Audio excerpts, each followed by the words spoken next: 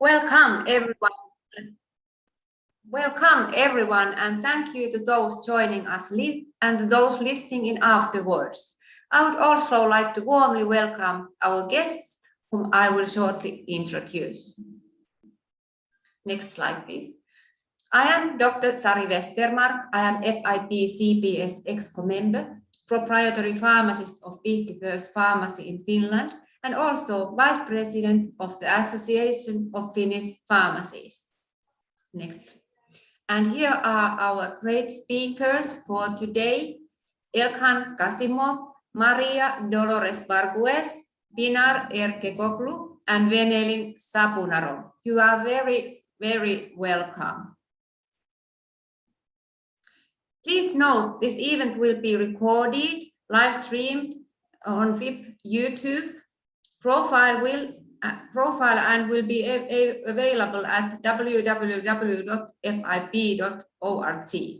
To all those listening, please feel free to send your questions through the Q&A box, and we will be picking those up throughout today's session. Next slide, please. Tip vision is a world where everyone benefits from access to safe, effective, quality, and affordable medicines and health technologies. Our mission is to support global health by enabling the advancement of pharmaceutical practice, sciences, and education. Pharmacists are uniquely positioned to help communities and patients protect themselves from vector-borne diseases. This webinar will describe the most prevalent vector-borne diseases in the European region and identify the most relevant roles that pharmacists can play in their prevention, including vector control strategies and other measures, management, and optimal treatment. Here is our program for today. After this welcome and introduction, we will hear regional burden of vector-borne diseases in Europe, then the role of pharmacists in vector-borne diseases in Europe, and presentations of country-specific examples of the involvement of pharmacists in the area of vector-borne diseases from Bulgaria and Turkey. And our learning objectives for today are: describe the characterization and epidemiology of the main vector-borne diseases in the European region. Determine the roles that pharmacists can play in the prevention, detection, control, and management of pharmacotherapy of vector-borne diseases. And third one, identify the experiences developed by countries in Europe to support the actions of pharmacists in the fight against vector-borne diseases. This webinar is one of the series of vector-borne diseases, and in fact, the last one.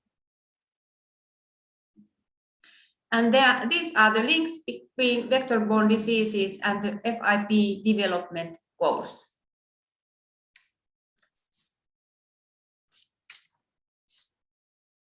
And now we are ready for the presentation.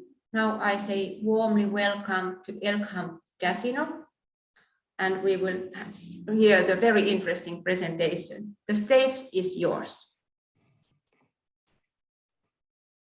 Thank you very much. Thank you very much, first of all, for inviting me to this important event. It is very nice to that in the situation where everyone and everybody everywhere is talking about COVID-19, now we have also a situation when we can discuss also other issues which are of interest for the region. Thanks a lot. So in my presentation, I will very briefly provide information on the diseases which are most prevalent in the European vector-borne disease, most prevalent in the European region, and also the strategies what we are doing and strategies we propose to deal with this disease. Next, please. So in overall, vector-borne diseases continue to be one of the major public health issues in the world. So 80% of the world's population is at risk of one or more vector-borne diseases. the burden of vector-borne disease is quite high. 17% of the global burden of all communicable disease is due to vector-borne disease. And over 700,000 deaths are caused by vector-borne diseases annually. Now, as for the European region, I have to first of all say that WHO European region is not just Europe as a continent. It goes very, very far beyond of the continent. And it stretches from Greenland to Russian Federation, and then from Baltic Sea to Mediterranean. And there are 53 member states, and covers more than approximately 900 million population. And this wide variety in climate and topography of the region provides a rich biological niche for many different arthropod vectors and associated with these vectors, parasites and pathogens. So in the next slide, in the next several slides, I will talk about vector-borne disease, which are, as I said, priority for us, but also those diseases which we are dealing with, because there are vector-borne disease which we don't do as WHO European region a lot for certain reasons. The first is a mosquito-borne disease, West Nile virus. As you can see, the West Nile virus is transmitted by mosquitoes of several species, but the main is Culex pipiens, which is the most cosmopolitan mosquito species in the region. It is spread everywhere. There was a quite significant outbreak of West Nile virus in 2018, when we had more than 2,000 cases, which is actually more than 5 previous years altogether. But then since 2019, situation is improving, but we also have deaths from West Nile virus infections. The next disease is tick-borne disease, is the Lyme borreliosis. And these are the numbers we are receiving from the countries. However, I have to say that these numbers do not reflect a real situation. Lyme borreliosis is one of the most prevalent vector-borne disease in the region. However, unfortunately, we don't do a lot in this area. First, because we don't have enough data from countries. And interestingly, now we are working also with the European Center for Disease Control on that. So sometimes data provided with the same country to WHO and to ECDC on the same disease is different. So this is how now we are trying to find a way and solution for that, so to have one unified data. And one of the solutions, actually, by the way, we already agreed, is that ECDC will share data from EU, EEA member states, European Union, European Economic Area countries on vector-borne disease and some other diseases like rabies, for example, or giardiasis. So the European region is not, the WHO regional office is not sending the same request to EU, EEA member states. So we try to avoid this double reporting here. So these are data on Lyme borreliosis we have. As I said, this doesn't reflect the real situation. According to our estimations, there are more than 80,000 Lyme borreliosis cases registered in the region as a whole, but these are our estimation. The next disease is sandfly disease. This is leishmaniasis. So we have both cutaneous and visceral leishmaniasis. The burden of leishmaniasis in the region is approximately 2% of the global burden of leishmaniasis. However, I have to say that 25 member states, which is 47% of the WHO European region member states, are endemic for cutaneous leishmaniasis. And 27 member states, which is 51%, are endemic for visceral leishmaniasis. And in few countries are still reporting even deaths from visceral leishmaniasis, which is very unfortunate. And I think not forgivable, actually, because there are tools available for treating leishmaniasis cases and preventing visceral leishmaniasis. And in the next slide, I will show the result of the study with ECDC initiated with WHO European regional office close participation and involvement, and it was a surveillance of leishmaniasis in the European Union and neighboring countries. You can see this, you can read this article. I have a link to it. It was published in Infectious Diseases Journal. But the conclusion is leishmaniasis are considered widespread, endemic, or emerging infection in the EU and its neighborhood, yet are neglected and underreported because they are low priority at country level and EU level. Our study revealed a clear need to strengthen leishmaniasis prevention and control programs in EU and its neighborhood. And here the issue is that in many EU member states, leishmaniasis is not notifiable disease. So, and we are sending the form for collecting data from a number of countries, and the response we have is that it is not under surveillance, and we don't have data, or there are some data at the clinic level, so at the hospital level or health organizations level. So we are trying to find a way also to improve surveillance of the leishmaniasis in the European region, and we did a lot already. And now with involvement of ECDC, which covers EU, EEA member states, I think we will be able to move a little bit ahead. Now, another issue is emerging vector-borne diseases like dengue, chikungunya, Zika, and others. And why it is risk for the European region? First is introduction and spread of invasive for our region vector, Aedes albopictus. So in these three maps, I'm showing how this vector was spreading throughout the years. And first Aedes albopictus was introduced or detected in the European region in 1979 in Albania. Now, but there was no kind of a surveillance of this vector throughout the region. Now, in 95, as you can see, Aedes albopictus was detected only in a few countries. While in 2021, this is a map, these are ECDC actually maps, and so the southern Europe is actually, in the southern Europe, Aedes albopictus is already established, and in some regions it is introduced and going towards establishment. But another important issue here to notice is that in that map, you can see a lot of gray areas.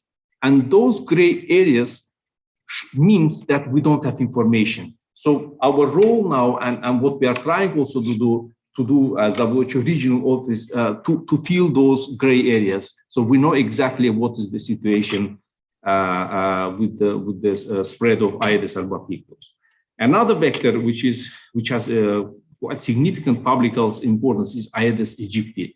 And these two vectors, albopictus and aegypti, are vectors of Zika, disease like Zika, dengue, chikungunya. And Aedes aegypti is now established only in 4 areas now. So that is the Black Sea coast of Turkey, Georgia, Russia, and Madeira Island of Portugal. And we are now working with countries trying to keep an eye on this vector, because this is a main vector or primary vector of those diseases which I mentioned.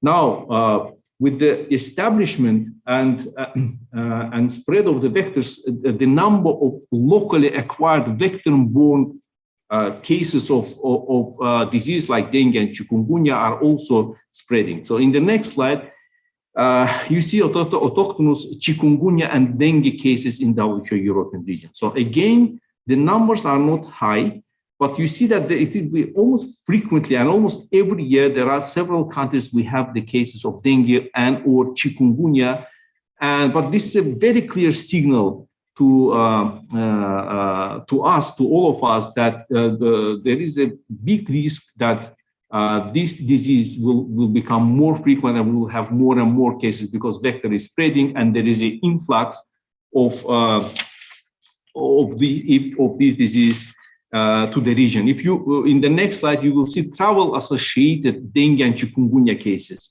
And so dengue and chikungunya are frequently introduced into the European region by travelers returning from endemic areas.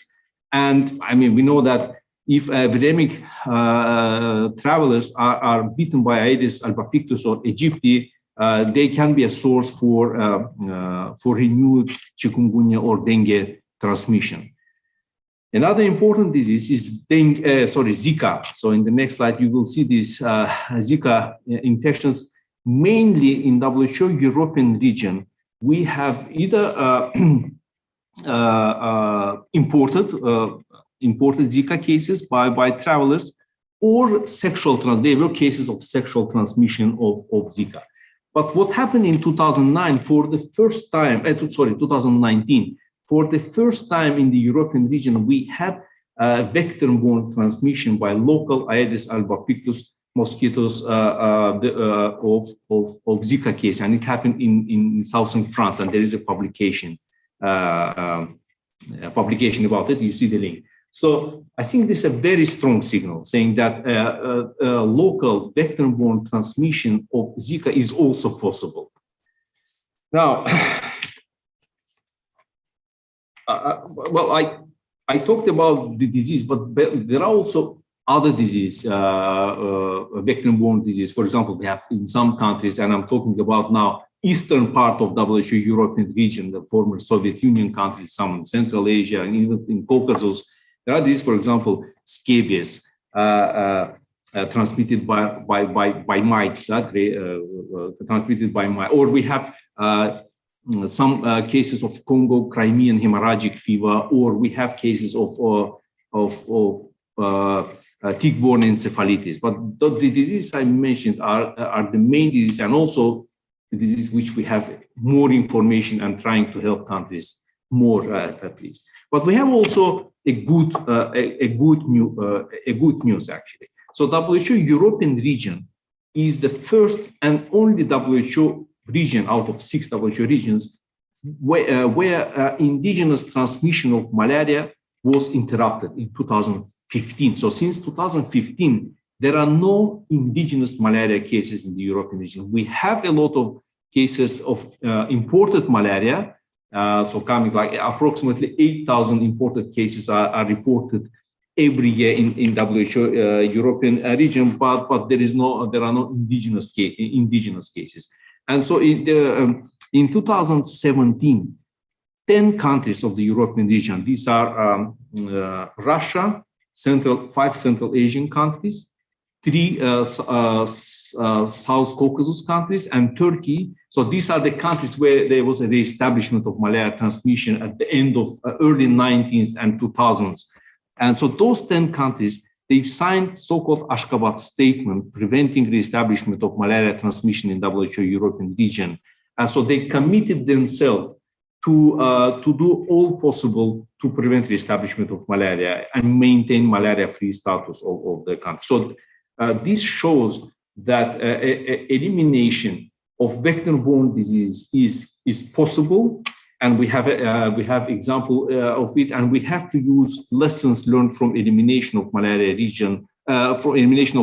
the region towards elimination of other vector-borne disease. And we had in the early 90s more than 90,000 cases officially reported in the region, though our estimations was that we had much more, like 200,000-300,000 cases. Anyway, so this is a good example which we have to keep in mind. Now, what WHO European region is doing to support countries? First, according to our mandate, we develop guidance and provide technical assistance to member states. So we have training curriculums, manuals, we have documents on vectors and vector control. We support countries then to develop based on the regional documents, the tailoring these documents into national needs and develop their national strategies and national needs assessment. For example, we are supporting several countries with conducting vector control needs assessment. So we did it already in several countries. Or we are bringing together all countries and all specialists throughout the region or in some sub-region to discuss the issue. So you have here two pictures. One of the Leishmaniasis related meeting in Armenia, when they are developing this national meeting on development of the national strategy on Leishmaniasis in Armenia. And the second bigger picture is the West Nile virus-related meeting, the regional meeting we had in 2019 in Sofia. We also, in addition to guidance, provide capacity building in the country. So we are supporting training courses, where would it be field trainings or even, some theoretical parts, and we do it through training of trainers, and then even if there is a need at the country level, supporting trainings at the national level conducted by us trainers. At the same time, and then you see the two pictures on the top left side of the screen. This is a survey on leishmaniasis in Azerbaijan. You see we screen also children and dogs to find out the true and real burden of the situation, and we support that kind of studies in several countries. Another area we are also supporting is providing medicine and diagnostics. So it is not the usual thing we do, but as an ad hoc activity, we are supporting countries in need, to ensure uninterrupted access to medicine and diagnosis. So here are a few pictures. These are the glucantime, ambisome for treatment of leishmaniasis, lumartem for treatment of malaria. And we are sending also supporting countries with IT-Lesh, which is a diagnostic for leishmaniasis. In addition, I didn't put pictures here, but we also support countries for treatment of imported Chagas, for example, Chagas disease. So we are providing nifurtimox and benzidazole, for example, based on the request from the country. So that is one of the areas also we are supporting. Now, what we have to do and what is the strategy we propose to countries? Now, first is to what we say is that preparedness is the key for prevention and control of vector-borne disease. So we have to ensure strong political commitment supported by appropriate human and financial resources. This is extremely important. Yeah. So some countries say it is priority, but there are no staff working on it. There are no resources allocated for vector control and vector-borne disease control. So this is important. Then we have to enhance vector and vector-borne disease surveillance, monitoring, and evaluation. We have to increase vigilance and awareness of healthcare workers of vector-borne disease. I have examples. So in several countries, we got a message that one of the reasons for delay in diagnosis of vector-borne disease is that doctors, they don't think about vector-borne disease when they see the case. So, and particularly when those vector-borne diseases are not endemic, or how we call sometimes it exotic for the European region. So we have to ensure access to affordable diagnostic and treatment. And I mentioned that this is extremely important. Another very important issue is engaging and mobilizing communities. From the past experience, we can for sure say that if communities are not supporting vector control measures, the program doesn't work. So it is not possible to reach a success. We have to also strengthen collaboration within and across various sectors. And this is also important because in many countries, vector control is not within the health sector. It goes beyond for agriculture or environment sector. So it is very important to engage all of them. Otherwise, the program doesn't work. And cross-border collaboration. And we have seen it very closely, particularly on malaria. When and within our region, for example, between Azerbaijan and Georgia, there is a very good collaboration. So we know how the situation is developing in those countries. And for example, outbreak of malaria in Georgia, and analysis showed that it was closely linked to a situation in Azerbaijan. So through this cross-border collaboration, it was possible actually to eliminate malaria in both countries. But we are also working with other countries, for example, Tajikistan and Afghanistan. Afghanistan is in another WHO region, WHO Eastern Mediterranean region. We are working together well, we had several meetings, trying to exchange information, so trying to work that. So this is extremely important and has to be applied to all other vector-borne disease. Now, this is very briefly what I wanted to say. So thank you very much. And if there are any questions, I would be happy to respond. Thank you.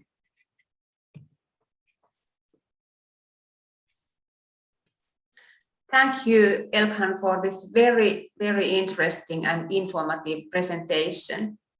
Now we have time for the next presentation, the role of the pharmacist in vector-borne diseases in Europe. And Maria Dolores Bargues, the stage is yours. Thank you very much. Thank you to the organizers for this nice invitation to this FIP digital event. Next slide, please. There is a growing interest in the effects of global change on the emergency and spread of infectious diseases throughout the world. We are living an obvious example with the pandemic generated by the coronavirus and its rapid spread. Next, please. But when climate change forces human population to migrate or to travel around the world, it increases the threat and the risk of the spread of pathogens, vectors, reservoirs, and also drug resistance. But also the mixture of population with different types of immunity and the spread of viruses at different urban or rural areas. Next slide, please. With regard to the emergency of tropical infections in temperate areas, the most reported cases are due to diseases transmitted by arthropod vectors, as the case of dengue, chikungunya, or Congo-Crimea hemorrhagic fever. Next slide. But there are also other vector-borne diseases transmitted by snail vectors, as the case of human fascioliasis, a cosmopolitan disease related to the poverty, or the urinary schistosomiasis, a tropical disease recently reported in southern part of Europe in 2013. Next, please. If we access to the WHO website, we can find the different schistosoma species causing schistosomiasis, its pathology, and its geographical distribution. And for first time, next please, we can see one European country, that is France. And it is due to the autochthonous cases reported in the Mediterranean island of Corsica. Next slide, please. In the Southeast Europe, there are 11 emerging vector-borne diseases, including 5 viral infections, 1 bacterial, 3 protozoan, and 2 helminth infections. Among them, 5 marked with red arrows are included in the list of neglected tropical diseases by the WHO. With few exceptions, many of these diseases have emerged or re-emerged only in the past few years. Next, please. And the main vectors involved in the transmission are mosquitoes of the genus Aedes, Anopheles, Culex, as well as triatomine bugs, sandflies transmitting leishmaniasis, or ticks, but also aquatic snails responsible of snail-borne diseases, as the case of Bulinus, that was the species involved in the schistosomiasis autochthonous cases in the island of Corsica. Next, please. I think that concerning the aspect that pharmacists can advise on the prevention and management of the vector-borne diseases in Europe, I think that it would be interesting to know how to identify the different insect bites. For instance, spider bites are slightly different to the mosquito bites, usually present 2 red points corresponding to the fangs. In the case of mosquito bites, they are typically red with puffy skin bumps. In the case of ticks bites, present usually a bright red center surrounded by the halo, but they are painless, very important. In the case of bugs, like the bed bug, usually the bites are in a line or forming a group with a red dark center. In the case of the bees, this is very common because present an instant sharp burning pain at the sting site. Next, please. In the case of fleas bite, usually appear in the lower parts of the legs, like around the ankle, where the socks end, and produce, as you can see here, multiple each red pumps, usually together or grouped together. Concerning lice, bites appear mainly on the scalp, and concerning black flies, typically bite near the head or the face and present a bleeding center point. Next, please. But other common questions we need to know is what attracts insects? And insects are much more attracted by blood group O than blood group A. The sweet is his favorite scent. Also, the hormonal changes produced in a pregnant woman produce an odor that it is especially attractive for the insects, like in regular alcohol users. But the insects are also attracted by heat, by humidity, as well as by black, red, or bright colors. Also by strong odors, like in example, food odor. But in addition, olfactory signals such as smelled perfumes, shampoos, body creams based on fruit extracts are acclaimed for mosquitoes.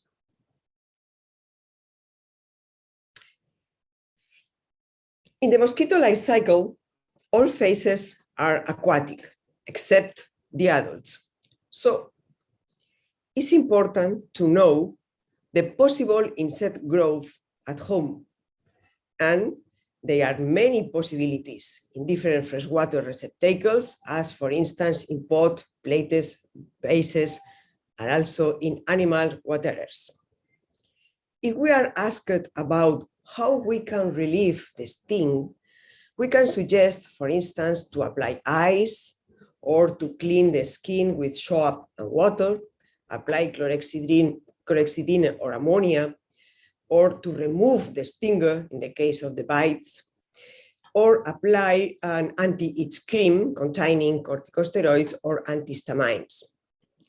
But in the case of the ticks, it's important to remove the complete tick as soon as possible with the aid of tweezers, assuring that the head is completely out of the skin. If not, you need to go directly to your doctor or a specialist to remove it, to remove the heat. Next, please. And concerning bite prevention, there are many or several general considerations to take into account. For instance, to wear clothing that covers the entire body, to avoid empty containers with stagnant water at home, or to use mosquito nets, as well as to use mosquito repellent. And concerning repellent, this compound has the advantages that they are a broad spectrum of activity and are effective against many types of biting insects. Also, can prevent transmission of the diseases and can be combined with chemoprophylaxis against malaria, for instance, or vaccines, and can be used also with mosquito nets. In the case that pharmacists need to choose or recommend one or another repellent, it's important to ask before which is the tropical area to travel or to visit, which is the age of the people, whether the woman is pregnant or not, if there are childs to treat, of the people prefer synthetical or natural compounds. But there is general recommendations. For areas with many mosquitoes and humidity, or tropical areas with extreme condition with risk of malaria, dengue, or yellow fever, is recommended the diethyl toluamide at concentration between 30 up to 45%. This repellent is also applicable for pregnant women.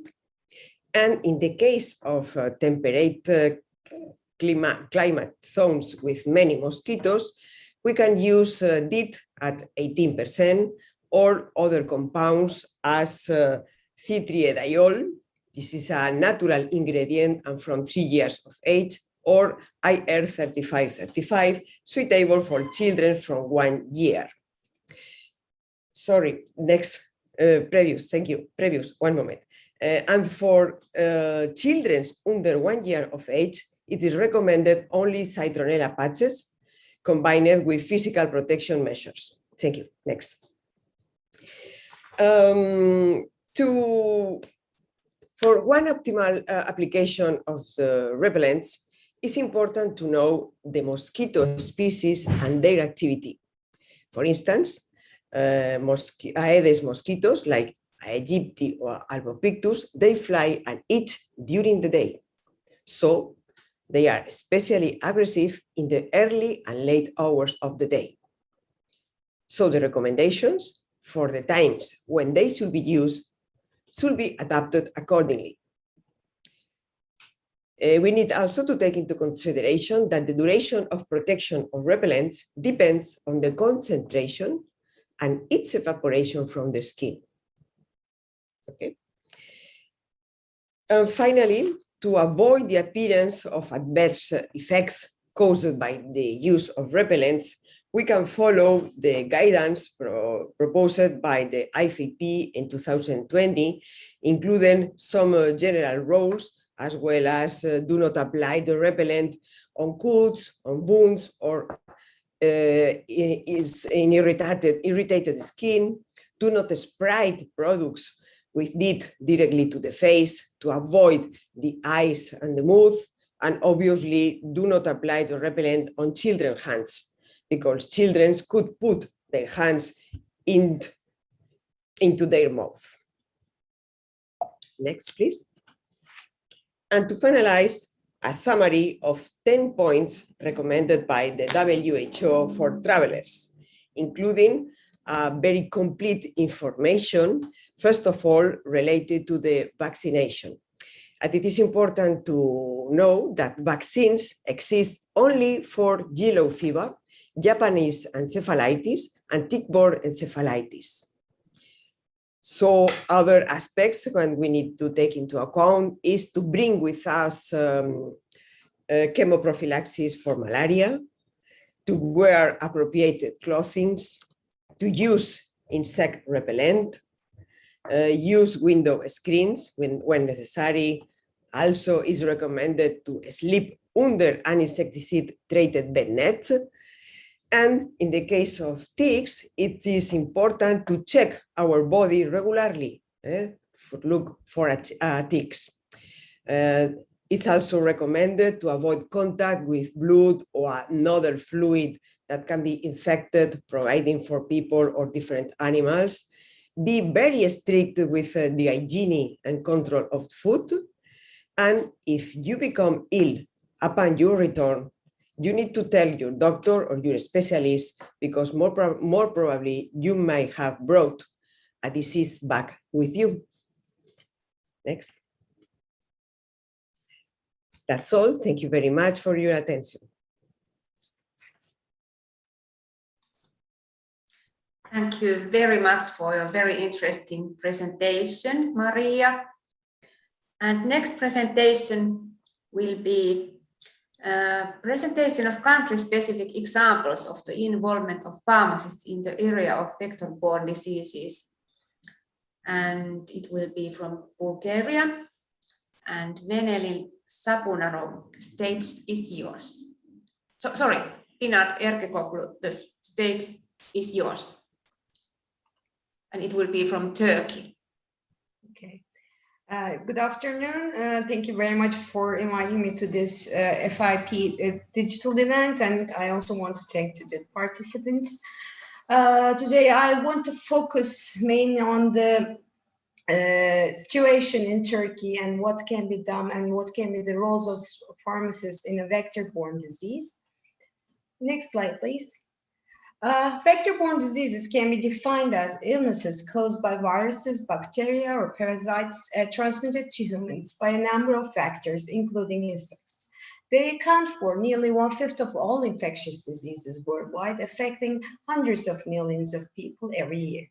These diseases may cause mortality and morbidity, leading to over 700,000 deaths every year. Next slide.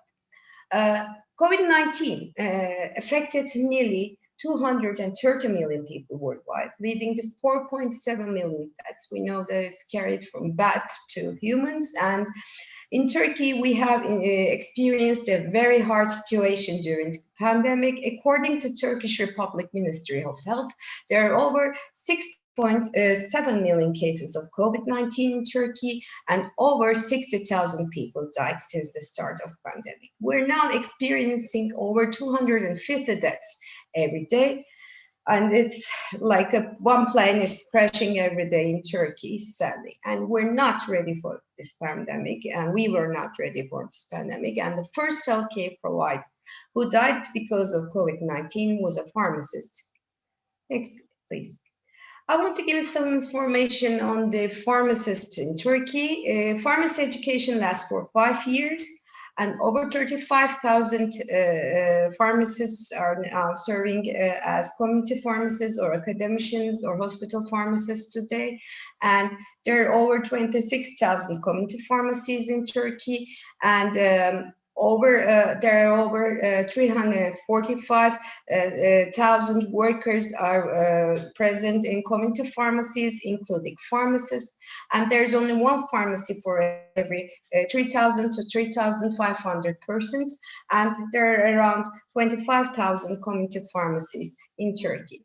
We now have over 50 faculties of pharmacy nationwide. Exactly, it's 51 in Turkey, 7 in Northern Cyprus. Most of them are now private universities, and there were only 7 faculties 15 years ago. Today, 35 faculties are actively admitting students. And for the last 2 or 3 years, every year we're having 2,000 graduates. Next slide, please. 75% of the pharmacists are community pharmacists in Turkey. 2% are working as pharmacists in hospitals, and 2% are working for the governments. Academicians are almost for private and government universities. It's like 1%. Next slide, please. Employment rate of pharmacists is usually high in Turkey, and pharmacy education in major universities is accredited, and the training of community pharmacists in many fields is supported by the chambers of pharmacists in different cities and by the Turkish Pharmacists Association. And most of the community pharmacists are eager to learn injections and vaccination, although they're still not allowed to perform these interventions in their pharmacies. Next. Clinical pharmacy departments are now being established in many faculties, and there is now a pharmacy specialty exam after which a pharmacist can obtain a degree named as a specialist pharmacist in clinical pharmacy or phytotherapy. Most of the community pharmacists are also getting master's or PhD degrees in our country. Therefore, they're now becoming both scientists and community pharmacists as well. So in Turkey, pharmacists are mainly working in 4 areas: academia, community pharmacies, hospitals, and industry. We have experienced very different situations in Turkey, and they were really difficult for academicians because lockdowns clearly affected our research.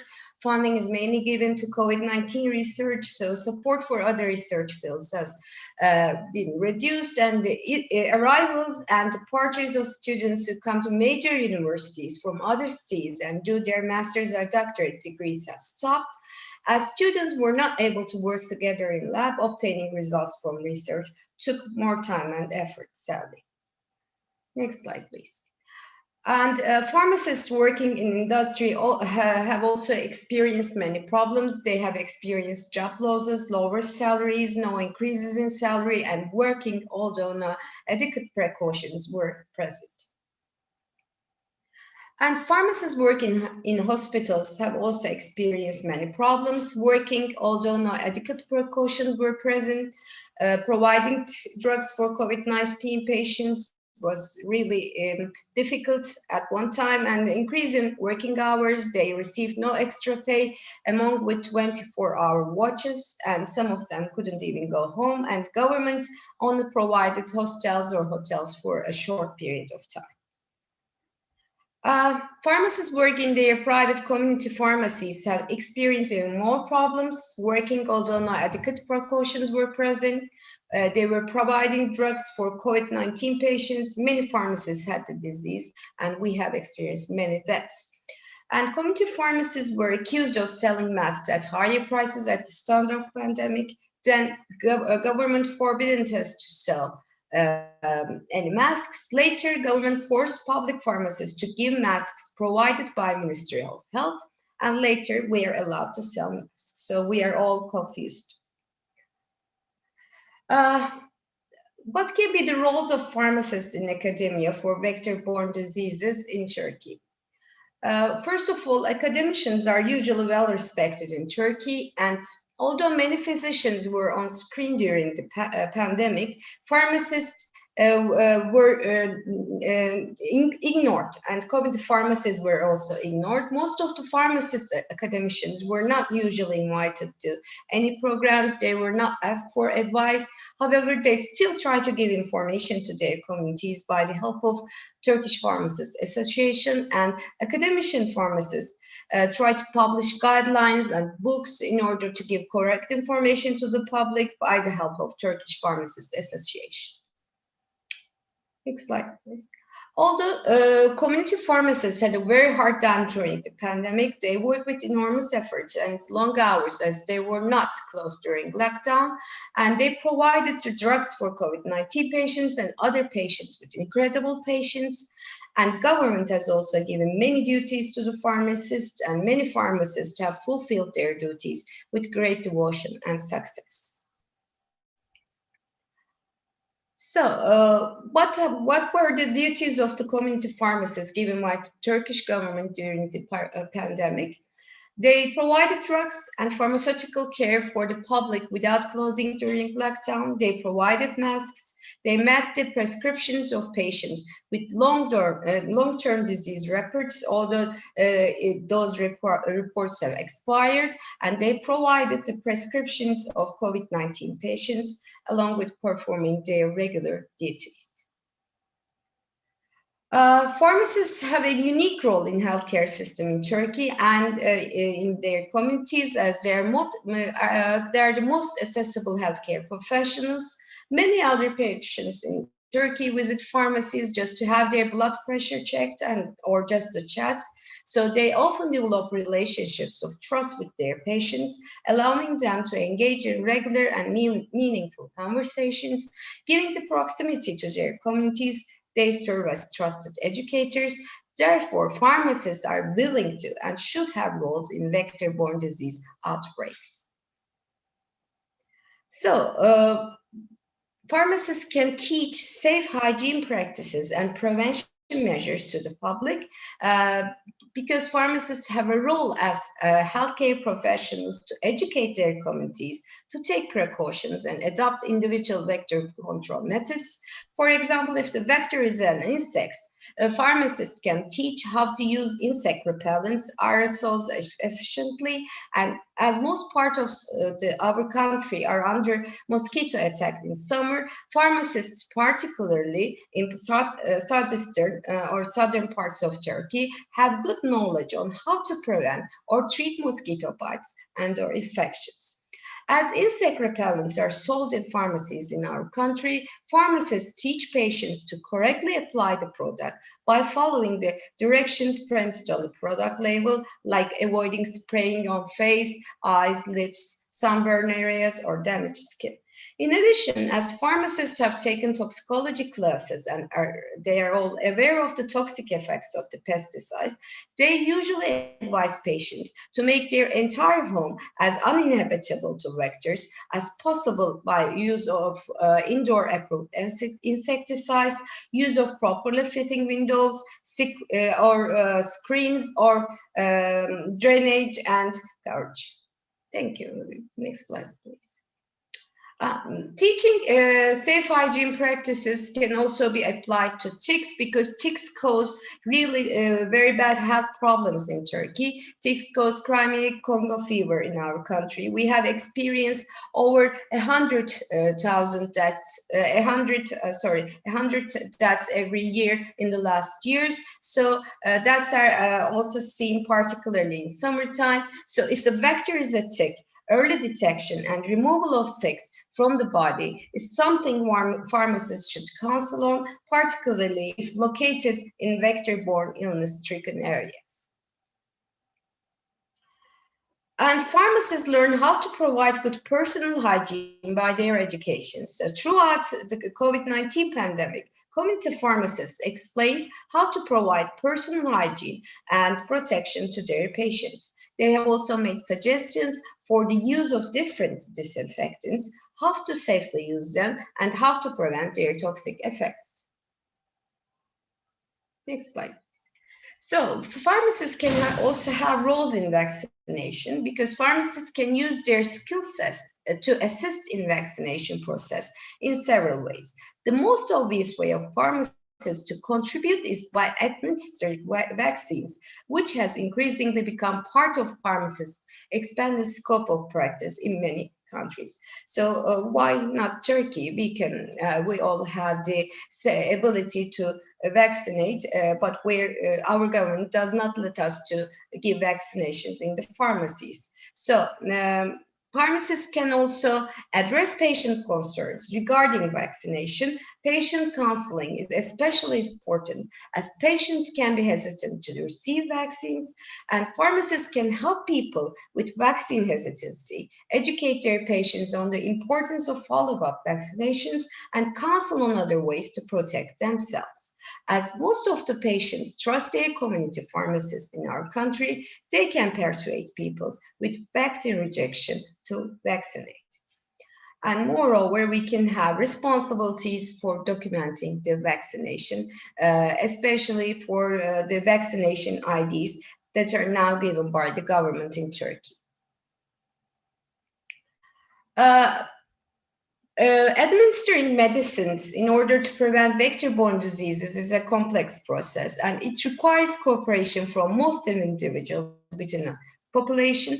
Pharmacists can have roles in disease prevention counseling, and the efficacy of the treatments are only effective when the medicines are properly taken. So pharmacists can educate the public and help lower the spread of such diseases. Thus, pharmacists in Turkey usually play a central role in ensuring the safety and effectiveness of prescribed treatments, as well as encouraging and optimizing patient adherence. Pharmacists, particularly in areas of vector-borne diseases, have enough knowledge to counsel patients for preventing the disease transmission, as pharmacists are taking microbiology and physiology classes during their 5-year university education in Turkey. So preventive medicine supply can be another role of pharmacists. When there is an outbreak of vector-borne disease in our country, preventive treatments are only effective when the medicines are properly taken with a required dose and on time. So adherence is crucial. Thus, pharmacists play a central role in ensuring the safety and effectiveness of prescribed medicines when a preventive medicine supply is needed. Next slide, please. So, pharmacists can also have roles in the testing. Also, pharmacists in our country until now they have not been allowed to perform rapid tests for COVID-19. So they can also make rapid tests in their community pharmacies for when there's an outbreak of vector-borne disease, and they can also interpret the test if there's a pandemic or an outbreak in the near or distant future. Our pharmacists can perform rapid tests if the relevant equipment and facilities are provided to our community pharmacies. So pharmacists are usually well-trusted healthcare professionals in our country. Most of the community pharmacists have done a very good job during the pandemic. And in our country, vector-borne diseases are widely observed, particularly in southern and southeast parts of our country. We have an immigration problem, and at least 5 million Syrians have immigrated to Turkey. Some of them are undocumented, and according to the Ministry of Internal Affairs, Directorate of Immigration Management, there are over 3.6 million Syrians under temporary protection scheme. We're now expecting 1 million immigrants from Afghanistan. Almost 50,000 of those who are mostly undocumented have arrived. And after immigration of millions of people from Syria, Afghanistan, Africa, or different Middle East countries, different vector-borne diseases not before seen in our country can be experienced. And results from different studies have revealed that asylum seekers are under the threat of vector-borne infectious diseases. For instance, diseases like scabies are now often more seen in our country because of the low hygiene conditions of Syrian immigrants. Moreover, vaccine rejection and hesitancy is observed at high rate among immigrants or in residents of southeast parts of Turkey. Taking into account of all these, community pharmacists, as a part of our big healthcare system, should wear many hats when a vector-borne disease outbreak or pandemic is present. What can they do? They can counsel. They can counsel on how to prevent a vector-borne disease, how to treat a vector-borne disease, how to help their communities to provide good personal hygiene. They can provide drugs to patients with disease reports or low income, and they can provide healthcare service for the documented immigrants. And they can be active in vaccination. Vector control techniques require commitment and engagement from many parties, but remain as the most effective method for preventing disease spread. For those diseases for which a vaccine is available, healthcare professionals, including pharmacists, must have a role to play in improving vaccination coverage at population level. In addition, in parallel with large-scale vector control and vaccination strategies, individual actions and attitudes can go a long way to protect individuals, their families, and communities against the impact of such diseases. And if relevant equipment and facilities are provided, and if it is permitted by Ministry of Health, pharmacists can perform rapid tests for vector-borne diseases in Turkey. Some community pharmacists support the idea that they can work part-time voluntarily in a facility where rapid tests are made. Most of the community pharmacists who have a master's or PhD degree can also be assigned to such facilities. Thank you very much for listening and attending. Thank you, Pinar, very much for a very interesting presentation. And next presentation will be presentation of country-specific examples of the involvement of pharmacists in the area of vector-borne diseases, and Veneli Sapura-Naro. Stage is yours. Hello, everyone. I'm glad to be involved in the process of raising the prestige of our profession.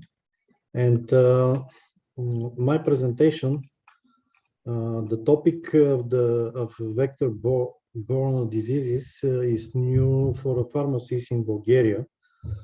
Although some colleagues perform some activities, for example, removing tick. In my presentation, I use official sources for Bulgaria. In the slides, I have added as much information as possible to get a better idea of the situation of our country. We will not be able to say all the information, but I hope you find it useful and find that is important to you.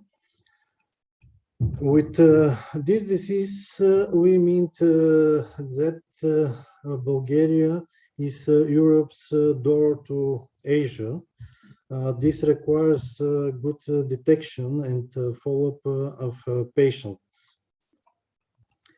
There are favorable climate and fauna conditions in the country for the local spread of a number of vector-borne diseases. We have in the country algorithm for diagnosis, hospitalization, treatment, prevention and control of VBD, but it is difficult to be applied to migrants entering the country illegally.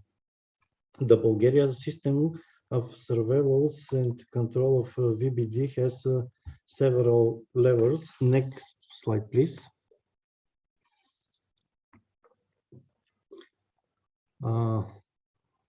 Sorry, previous page. Okay, thank you very much. The regional health inspectorates in recent years, there have been several master pharmacists in this structure. They work there, and the National Center for Infection and Parasitic Disease and the Ministry of Health. Next slide, please. According to the management plan for vector-borne diseases are divided into three groups. Parasitic diseases caused by beads of blood-seeking arthropods, malaria, leishmaniasis, heartworm diseases, or of this group only visceral leishmaniasis and hairworm diseases are spread locally. The climate always is the spread, especially on malaria. There pose significant potential risk in the presence of imported undetected causes, foreign nationals, refugees, Bulgarian citizens traveling or working in endemic countries. Second group is tick-borne virtual infection, tick-borne viral infection, sorry. The born viral with infection transmission by rodents, and group of ticks borne bacterial infection is third. Next slide, please. Here I present information about Marseille fever and Lyme diseases. In both diseases, patient increase after the 19th. In recent years, they have had a year with many patients. For both diseases, in 2020 first year, there is a reduction in cases. The analysis of this will be down at the end of the year. Maybe it is because of the pandemic. Next slide, please. This is the chart for the registered cases by weeks, 22, 22, 21st years. Next slide.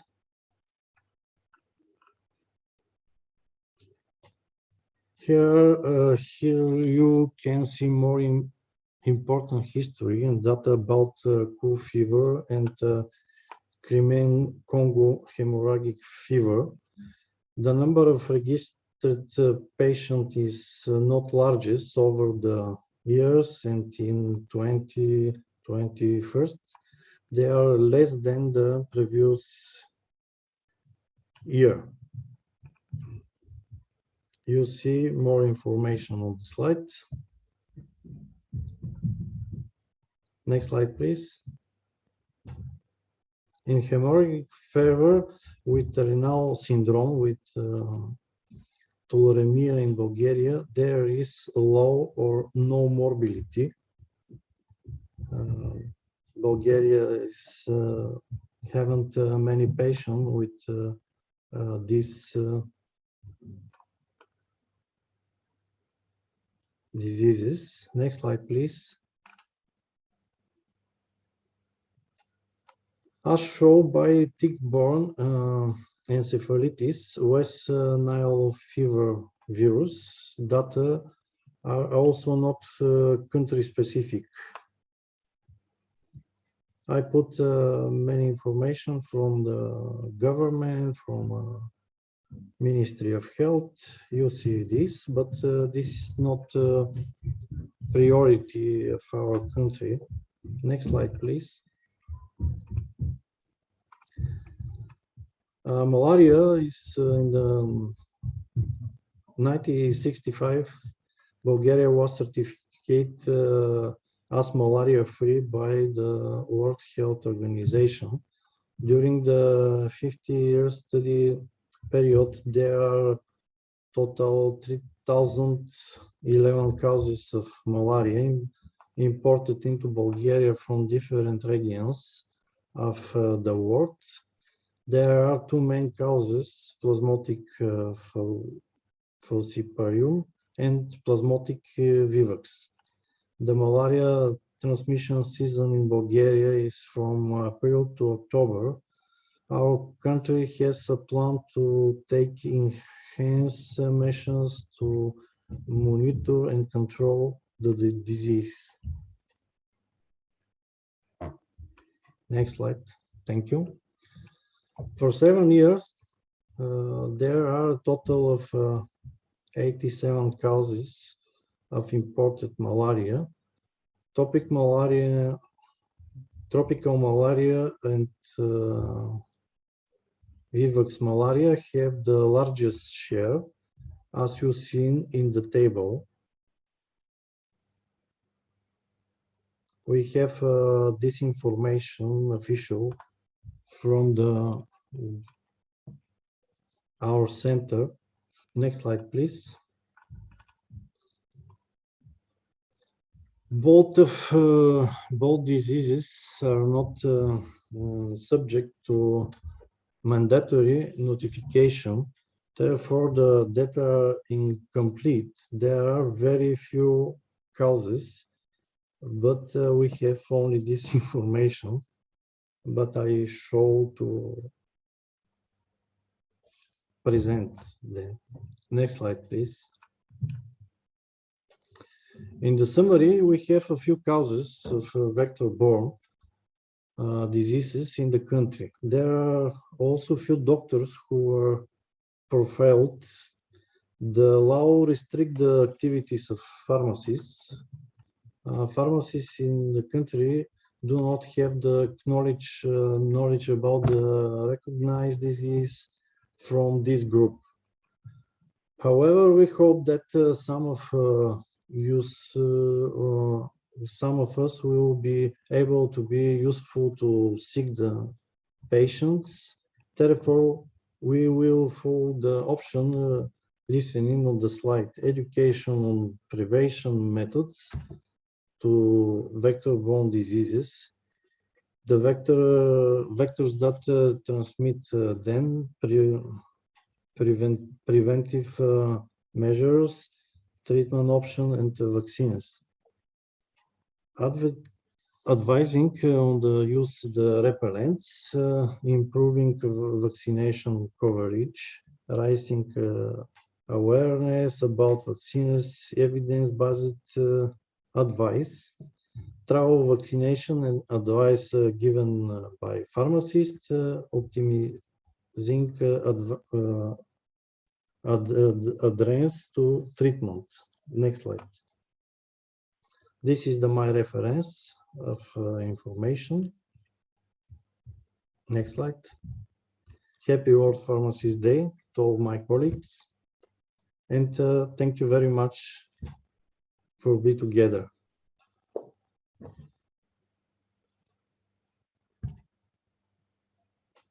Thank you. Thank you so much, Venelin, for your very interesting presentation. So now we have time for discussion. We have very good 15 minutes here for discussion, and we have time at least for one question for each of you. I have to say that your presentations were really interesting. So it was very interesting and nice to listen to them. So I will ask one question from each of you, and you can answer just because you all have different knowledge of the things and from the different part of Europe. So you may have a very different knowledge about this. So what will be the future for vector-borne diseases in Europe? Maria, what do you think? We can't hear your voice. Okay. Yeah. Sorry, thank you very much. This is a very complex question, but I think that we should expect new outbreaks and more cases of vector-borne diseases, even if diseases are not included in the high introduction risk list of diseases, such as happened recently with the urinary schistosomiasis in the Corsican island of France. And in the second aspect, I consider that the effects of climate change favoring the expansion of tropical diseases in more temperate areas. So the Mediterranean region basin of Europe is one of the hotspots where the impacts of climate and global change are appreciated in a more ostensible way than in the rest of the world. We are now suffering unevident warming. We are now suffering also extreme events like floods, and all this favor the increase of diseases transmitted by vectors and also by water. Thank you. Thank you. What do you think, Vinar? What will be the future for vector-borne diseases in Europe? So we have vaccine hesitancy and vaccine rejection in Turkey. We should prevent it, or else vector-borne diseases will be observed at very high levels in Turkey. I think pharmacists and physicians should play a central role in persuading their population communities to vaccinate, and media should also help the scientists to lower the levels of vaccine rejection. Climate change is another factor. It will be experienced much more in the near future. It cannot be prevented from now, but it can be controlled at some point. So if we do not regreen or reduce the carbon emission, for instance, we will experience more vector-borne diseases in Europe. And we can see more and more Lyme disease, for instance, or tick-borne encephalitis or human West Nile virus, and diseases that are transmitted especially by Asian tiger mosquito if we do not take serious measures. Or the other point is we have to solve the immigrant crisis. It is necessary to reduce vector-borne diseases by solving this crisis, creating a more peaceful environment for instance, for Syria, for Middle East, Afghanistan, or Africa is the main solution for reducing the migration from those countries. And deforestation is another big issue for the governments, and regreening is needed, I think. And it is the main solution to prevent climate change and also zoonotic infections. We should clearly understand the linkages between habitat loss, encroachment of natural habitats, landscape fragmentation, and the trade and use of wildlife, and the emerge of novel zoonoses. So we have to solve this problem, particularly in my country. And it is generally suspected that climate change has played a role in the expansion of other disease vectors, and we should prevent at least, do our part as pharmacists or physicians, educate our communities in order to, prevent this, or else we will experience more and more vector-borne diseases in Europe as well as in Asia. Yes, thank you. What do you think, Elkhan? What will be the future for vector-borne diseases in Europe? Thank you very much. As my colleague mentioned, the issue is very complex, and there are many factors which can and will influence development and spread of vector-borne disease in the region. These are trade and travel, and I'm mentioning trade as we know, for example, Aedes albopictus came to Europe through trade, through lucky bamboo, for example, which was imported from Southeast Asian countries. So that's one issue. Migration is a very, very important issue, because the presence of only vector doesn't mean that there will be a transmission of vector-borne disease, and we have examples of it. So there is a malaria vector, for example, Anopheles labranchi, which is widespread in many parts of Southern Europe, but still there is no indigenous malaria. And there are many issues related with that, even though there is importation of malaria cases. So, and this phenomenon is called, for example, Anopheles without malaria. So the presence of vector alone is not an issue. We have to have also a pathogen, so the pathogen present and circulating among population. That's why migration is also a very important issue. Another very important issue, and it was mentioned, is a climate change.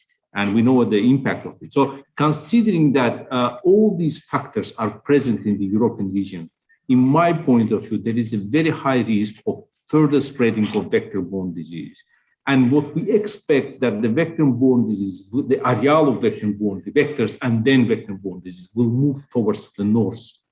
So now it is only limited to southern part, but as the temperatures are rising, so we expect that it will move towards northern part of the region. So my expectation and what we think is that vector-borne disease will increase in the European region. Thank you. Thank you. What about Venelin? What do you think? What will be the future for vector-borne diseases in Europe? Thank you very much. I think a gradual increase in mobility of VBD in Europe, and respectively, countries in South and Central Europe will be first where the increase in mobility in VBD will be reported for doctors. Climate changes, this is normal, including warming, more rainfall, flooding. This is the factors which my colleagues talk about them. And for me, it's a problem. Too many people moving from endemic regions and fast moving one point to another point, and we must have good control of patient if you want to have idea what happened in Europe. Thank you very much. Thank you. Thank you for your very, very good answers. Then we have time for the second question. So what are the best ways to prevent vector-borne diseases in Europe in the future years? What we would do? Maria. Thank you very much, Ward.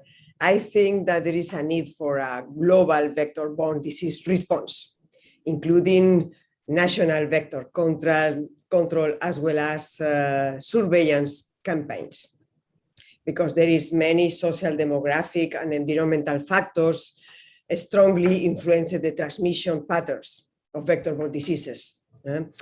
And I think, and it is also my particular opinion, that there is a need to improve public health entomology and also malacology capacity and capability. That is, make more training activities in entomology, in malacology, for pharmacists and for specialists in each region. It is very important. And I think that for the future years, we need at least to write a reduction of the mortality due to the vector-borne diseases, as well as a reduction of the case incidence due to the vector-borne diseases, and if possible, to prevent new epidemics caused by vector-borne diseases. That is, to have a rapid detection of outbreaks to prevent the spread beyond all the countries. This is my opinion. Thank you so much. Thank you. What about Pinar? What do you think? What are the best ways to prevent vector-borne diseases in Europe in the future years? I think if the disease can be prevented by vaccination, we should persuade the whole population to vaccinate. We have a strong vaccine rejection or vaccine hesitancy in our country, particularly in southeast parts or east coast. So we're not getting over with the COVID-19 pandemic. So we should prevent, for example, any false news from the media that can cause vaccine hesitancy or rejection. We should also take the issue of climate change very seriously. We have been experiencing forest fires, floods in our country for almost 2 months. So we should take it very seriously. We should prepare. Preparedness is needed. Vector-borne diseases because require the capacity to detect possible cases in areas where components of factors are present, alongside with strengthened surveillance systems. So this is a very important issue.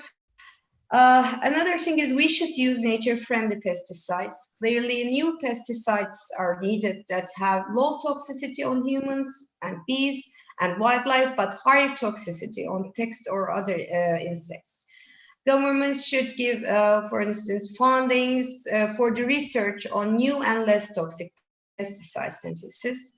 And we should promote a better health education for the whole population. And we should also improve general hygiene measures, especially for immigrants and other mobile populations, because we have to minimize any potential impact of all imported cases of vector-borne diseases in Europe. Yes. Thank you so much. What about Elkan? What do you think? What are the best ways to prevent vector-borne diseases in Europe in future years? Thank you. Thank you very much. Well, as I mentioned in my presentation, preparedness is the key for prevention and control of vector-borne disease. One of the most important issues we have to ensure and we have to do is to increase political commitment. But the problem with political commitment is that at the moment, the burden of vector-borne disease in specific countries is not high. So it is very difficult to convince decision makers and policy makers that they have to allocate resources for the issue, which is not really causing a big public health issue. So we have to make sure and we have to make every effort to convince them that this is the threat and the issue is coming. So it is very important. That's one of the steps. Another issues also I mentioned is and it was also mentioned by colleagues, is a capacity building in the country, the social mobilization of the community, surveillance, etc. So, and there are kind of umbrella documents endorsed by all member states. For example, Global Vector Control Response, GVCR, which was adopted at the World Health in 2018 by all 193 member states of WHO. And these kind of documents are outlining strategies and an approach which have to be used by countries to prevent vector-borne disease. So what we have to also do, and we as WHO is ready to support countries, is to apply that umbrella documents and adopt it to the national needs. So through these measures, I think we will be able to be ready for vector-borne disease and to prevent spread of those diseases. Thank you. Thank you so much. And what do you think, Venelin? What are the best ways to prevent vector-borne diseases in Europe in the future years? Thank you very much. For me, the best way to prevent are health controls and preventive measures. Maybe the more health surveillance, the timely detection, diagnosis, and this is activity must be have good normative documents, and people and pharmacists and physicians to put the information what happened. Prevention included activities such as conduction research, collecting and analysis health data, and informing people about VBD in Europe. And I think the activities role of pharmacists about prevention and collecting information will be sustainable for us. This for me. Thank you. Thank you. Now it's time to say thank you. I would like to sincerely thank our panelists for today's very interesting and informative presentations. Thank you, Maria Dolores Barquez. Thank you, Pinar Erkekoglu. Thank you, Elkan Kasimov and Venelin Sapunaro.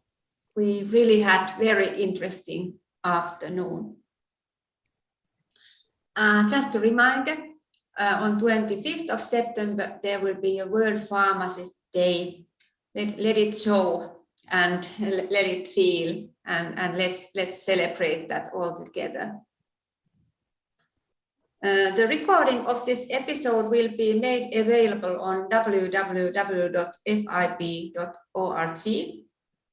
and check all future FIB digital events on events.fib.org, and please give us your feedback to webinars@fib.org so we may continue to improve our digital event offerings. Thank you all very much, and good day to you all. Bye-bye. Bye-bye. Thank you, everyone. Bye-bye. Thank you. Bye-bye. Pleasure. Bye. Thank you.